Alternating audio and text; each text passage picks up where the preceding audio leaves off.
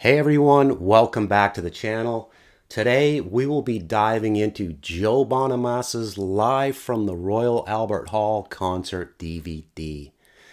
So it comes in a standard cardboard digipack case with a 28-page booklet that includes a ton of great photos, the set list and credits, and an essay by Joe Bonamassa himself. The concert and special features are divided amongst two different DVD discs. Stick around until the end and I will display the full set list for this concert for you.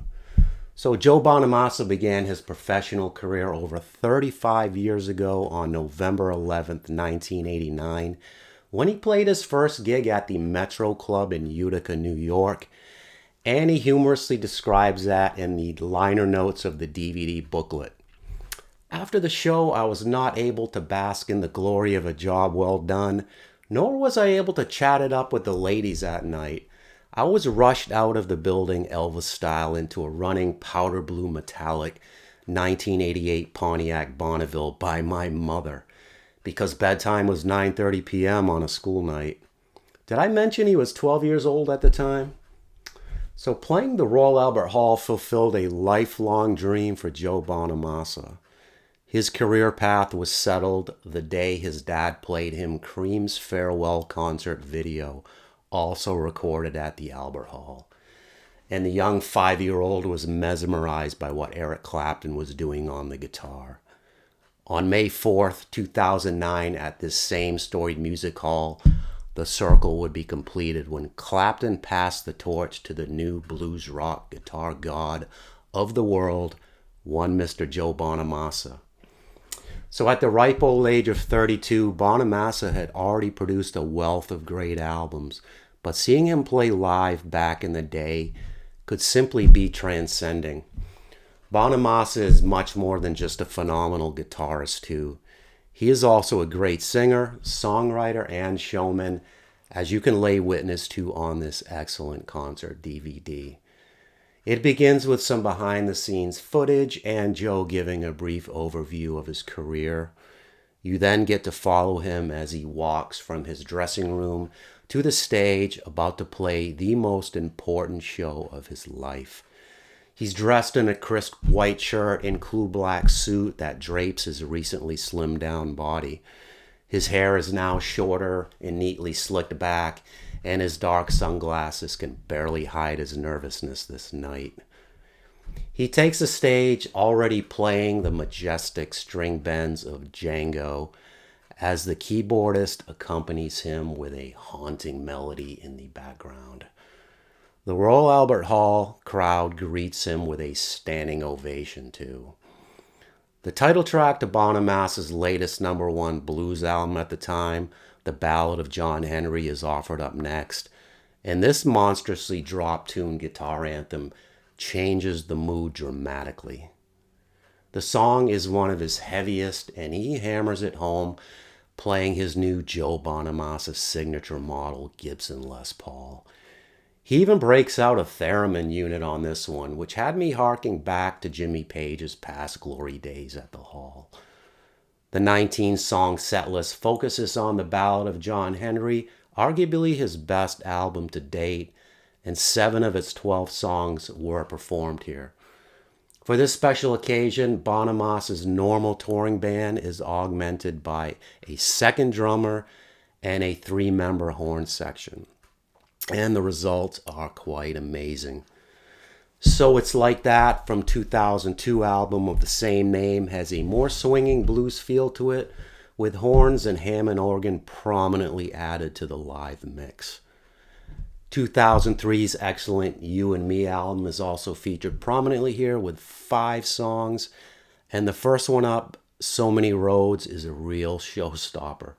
Joe's solo on this one is just sick with a capital S. The highlight of the show, of course, was when Eric Clapton joined Joe on stage for a rousing performance of Further On Up the Road. Joe and Eric trade off lead vocals and guitar solos, making this one of the best performances of this old classic that I have personally ever seen. I've never seen a bigger grin on old Slowhand's face than when he was trading licks back and forth with Joe during a spontaneous call and response section near the end of the song. He must have been thinking, who is this fucking guy anyways? It's pointless to go into more individual highlights because the entire show is just one long highlight reel, really. But if you only have time for two more numbers before your spouse calls you up to the dinner table, then fast forward to Blues Deluxe and Mountain Time. Two more of my favorites from Joe. Just don't be surprised when your dinner gets cold as you find yourself engrossed watching the rest of this DVD. It's not often when I felt justified in giving a concert DVD a perfect rating in both performance and production.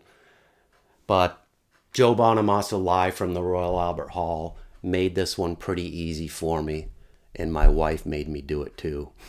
You could not have asked for a better production than what you get here.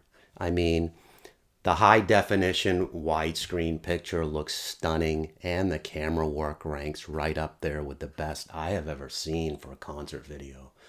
The director really knows the music, and each key guitar riff, drum fill, and horn blast is captured with a timely close-up and is all mixed perfectly with sweeping shots of the stage and hall to give you a real sense of being down there in the crowd. Some of the most amazing camera shots were from the side of the drum kits as Bogey and Anton play the same incredible drum fills in perfect unison, or the wide-angle shot from behind the drum kits with the entire hall in view. As Joe leans way back towards his guitar amp trying to coax a little more feedback from the epic note he has been holding on his guitar. DTS and Dolby Digital 5.1 surround and Dolby stereo tracks are included, and all expertly mixed by Kevin Shirley, the same guy who produced the Ballad of John Henry and most of his recent albums, and the results are amazing. This does not sound like some sterile mix that taken directly from the soundboard or something, but you get the full ambience of the large hall as well. Every instrument is crystal clear and perfectly balanced. The bonus features include a 23-minute interview with Joe shot from the back of his tour bus as he warms up on his signature guitar through a Marshall Class 5 combo amp. Joe talks about each of the songs performed on the DVD and even plays bits and pieces from many of them. Very cool. Joe's tour de force acoustic number Woke Up Dreaming is also included as a bonus feature instead of in the main feature for whatever reason, which I never understood. But I'm just grateful to have it. Joe refers to this glorious 10-minute version as the Psycho ADD on Red Bull edition, and it's a real mind bender. Most guitarists would have to sit down and really concentrate Al Di Meola style to play this baby. But Joe just casually strolls around the stage having fun with it as if he could literally do it in his sleep. The set list shown here featured 19 songs including the bonus track, and the total runtime was 182 minutes. As for my ratings of this concert DVD, my overall production rating is a 10 out of 10. And my overall performance rating is also a 10 out of 10. To see Joe Bonamassa go from playing tiny clubs as a power trio in 2006 to selling out the Royal Albert Hall while fronting a 7-piece band and jamming with Eric Clapton on stage, literally only a few years later, was truly a remarkable thing to witness. Thankfully, Bonamassa has released official concert videos from damn near every tour he has done, and live from the Royal Albert Hall is certainly one of his finest. Don't miss it. Alright, that's it for me today. Let me know your thoughts on this review in the comments, and don't forget to like and subscribe for more. Also, if you could please support this channel by using the Amazon Associates links in the description for some of the DVDs and CDs I mentioned in the review. Thanks, and catch you next time.